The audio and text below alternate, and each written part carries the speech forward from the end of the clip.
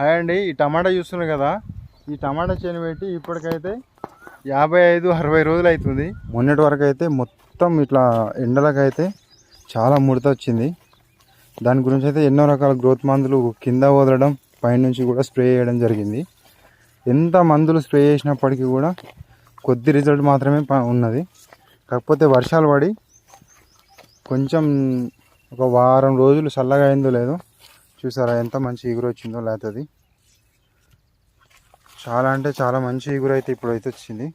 ఇవన్నీ లేత ఎగురులు మాత్రమే. ఇంతకుముందుకైతే అసలు ఏం గ్రోత్ అనేది లేదు చేనులో.